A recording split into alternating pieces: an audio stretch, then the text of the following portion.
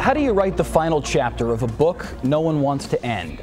That's a question that has weighed heavy on my mind the past few days since we sat down with Micah Ahern and his family.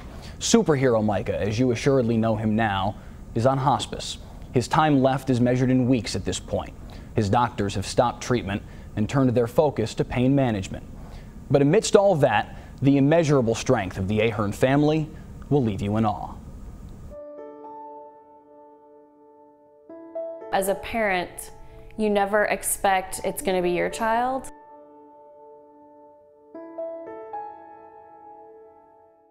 He's had a lot of pain.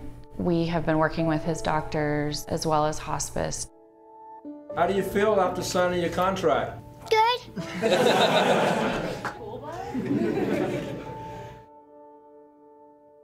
You can put your hand on top and it won't fall out. Never ever give up. Micah, come on! Just over 2 years ago, a smiling 4-year-old boy ran the bases at TCU's Lupton Stadium. Micah Ahern, in the midst of a full-blown fight with neuroblastoma, was spreading his message, never ever give up, with a TCU baseball family that was just starting to become a part of his own. 3 baseball seasons later, Micah joined the Frogs in Omaha for the College World Series. We've been trying to get there the last, this year plus the previous 2 seasons. But because of Micah's treatment, we've never been able to go. That changed this June. Micah was with his teammates for a game against Coastal Carolina. It's the best day of his life. You would have thought the guy was walking down the red carpet at the Emmys. He was soaking every ounce of that up, posing on the field in his cape, and there's cameras everywhere. And I kept waiting on him because normally he's pretty shy, and he doesn't really, it takes a while to warm up to somebody he doesn't know. Not for a second. He was hamming the whole deal up, and he said, I'm with my teammates. I'm in the College World Series. It's a band of brothers in that clubhouse, and Mike is certainly one of them. The next day, Micah had to go home to Texas, and the pain that had made every day difficult before the Omaha trip returned. He had had a very hard several days of a lot of pain. And Coastal's going to the championship series. So when TCU's season came to an end in the College World Series semifinals, instead of returning home to lick their wounds, disappointed after coming tantalizingly close to winning a national championship, the entire Horned Frogs team went straight to Micah's house.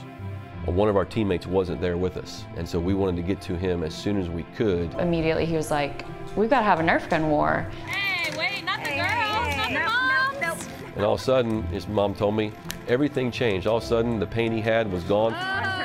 For us, ending in Omaha, a little bit disappointed. It kind of turned a bad day into a good one. He was very glad that they were here, and he hugged them all and high-fived them all and, said goodbye.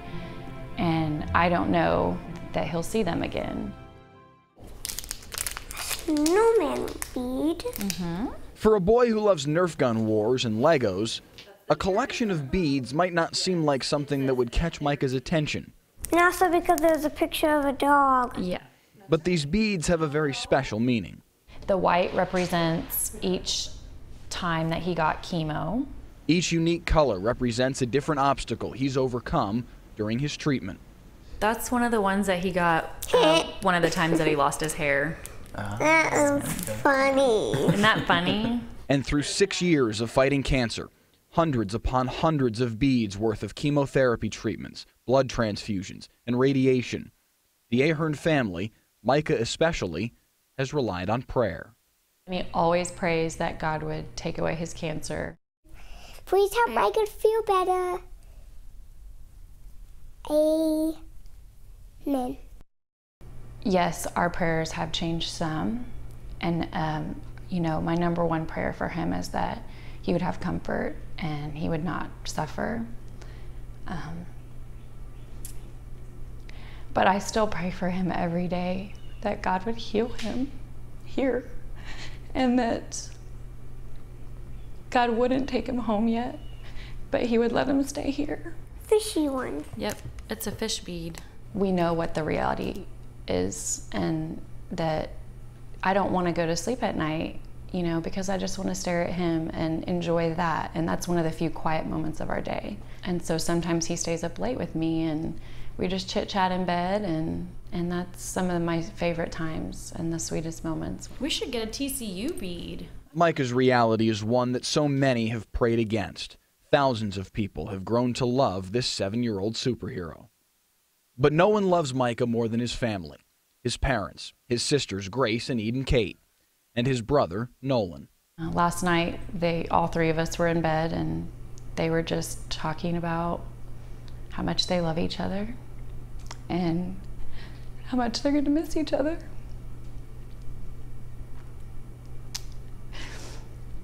They both obviously understand. And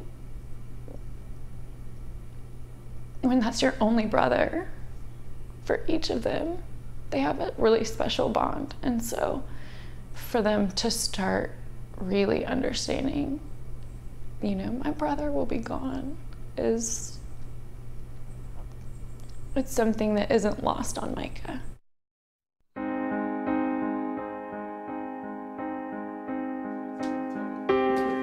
Nice one. Well, he's just part of us. He has a locker in here, like everybody else. That won't ever change. To know that your child has left a mark on others, I think we would want that for all of our children, to change the world for something better. It's just a gift to me to know that Micah has made such an impact on so many people.